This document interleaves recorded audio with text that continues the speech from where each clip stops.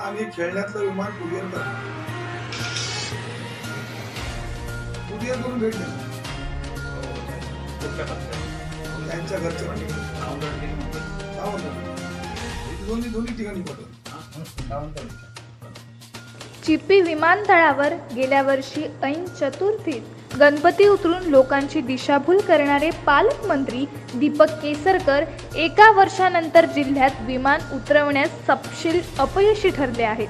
त्यामुळे त्यांनी जर चतुर्थीच्या पार्श्वभूमीवर या ठिकाणी विमान उतरले नाही तर आम्ही खेळण्यातले विमान त्यांना कुरिअर करून भेट देणार, अशी टीका मनसेचे नेते तथा माजी आमदार परशुराम उपरकर यांनी आज येथे पत्रकार परिषदेत केली.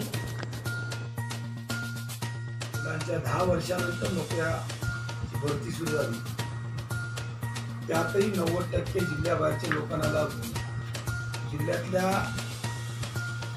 तरुणांना वाटाण्याच्या अक्षता दाखवण्याचं काम राज्य सरकारने केलं आणि निवडून दिलेले पालकमंत्री आणि आमदार या सर्व बेरोजगार गेले वर्षभर आपलं आंदोलन करत आहेत.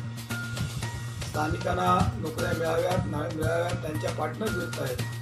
नागपूरला जाऊन उपोषण केली, त्यावेळी सर्व आमदारांनी जाऊन त्यांचे प्रश्न मांडणार म्हणून सांगितले, पण प्रत्यक्षात भरतीच्या वेळी 90% परप्रांतातले भरून या सर्व बेडच्या युवकांना फसवलं. आज तोच प्रकार जनतेच्या बाबतीत आणि नागरिकांच्या बाबतीत निवडून दिलेल्या मतदारांच्या बाबतीत घडत आहे. दीपक केसरकरांनी 2 महिन्यापूर्वी आंबोलीचा आकारपडीचा गाव कबुलाचा गावकऱ्याचा प्रश्न 15 दिवसात सोडवणार अशा प्रकारची घोषणा करून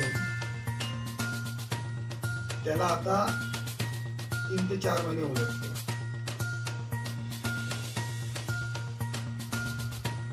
बेरोजगारांना चष्म्याच्या कारखान्याच्या माध्यमातून रोजगार देणार आणि आपल्या वाढदिवसाला नोकऱ्या देण्यासाठी ज्या तरुणांना बोलवलं त्यांना रिकाम्या हाताने परत पाठवलं. सेटटॉप बॉक्स अजून जनतेपर्यंत पोहोचलाच नाही, तारीख ते तारीख पडत आहे. आणि या बेरोजगारांची उच्चिष्टा होत होती. म्हणूनच महाराष्ट्र नवनिर्माण सेनेच्या माध्यमातून 23 तारखेला आम्ही रोजगार मेळावा घेतला. त्या रोजगार मेळाव्यामध्ये मुंबईतल्या, पुण्यातल्या आणि कोल्हापूर, गोवा या ठिकाणच्या सुमारे 32 कंपन्यांना इथे आणले आणि त्या 32 कंपन्यांमध्ये आलेले तरुण अगदी 4थी नापासपासून BEd आणि असलेले पदवीधर सुमारे 750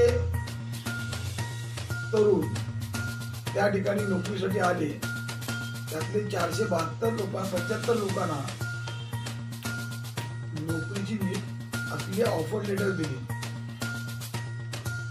काही युवकांना 3-4 कंपनीनी ऑफर लेटर दिली. त्यामुळे त्या युवकांना त्यांना असलेला चॉईस निवडून त्या नोकऱ्या त्यांना करायच्या आहेत. हे मनसेने हा एक छोटासा प्रयत्न केला. आम्ही हा प्रयत्न केला. जे मुंबईत मुलं जाऊन तिथे जाऊन धक्काबुक्की करतात, त्या ठिकाणी पळापळी करतात, त्यांना कंपनीचेच लोक या जिल्ह्यामध्ये बोलवून त्यांचे कागदपत्र बघून त्यांच्या पदानुसार, त्यांच्या आपल्या टॅलेंटनुसार त्यांना पद देण्यासाठी त्यांना त्याच्या प्रकारची ऑफर लेटर या ठिकाणी देण्यात आली. पण सत्ताधाऱ्यांनी गेल्या 4.5 वर्षामध्ये तरुणांना बेरोजगार करण्याचं काम केलं. काता व्यवसाय असून दे,